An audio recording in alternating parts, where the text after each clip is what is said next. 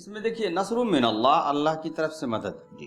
तो अल्लाह की मदद तो बहरहाल मिल करके रहती है, लेकिन उसके लिए वो शराइत जो अल्लाह रब्बुल इज़्ज़त ने रखे हैं वो ज़रूरी है। हमारा मामला क्या होता है कि बस चंद रकात, चंद वक्त नमाज पढ़ लिए और 2-3 मरतबा दुआएं कर लिए, उसके बाद कहें अल्लाह की मदद नहीं आ रही। यह हिंदुस्तान की जो सूरत हाल है या दुनिया की जो सूरत हाल है, मौसली तौर से ज़्यादातर मुसलमान राह रास्त से हटे हुए, चंद अफराद ऐसे हैं जो आहे शब बेदारी में मुसलमानों को याद रखते होंगे, लेकिन कुदरत का फैसला चंद अफराद की बुनियाद पर नहीं, इज्तिमाइयत की बुनियाद पर होता है।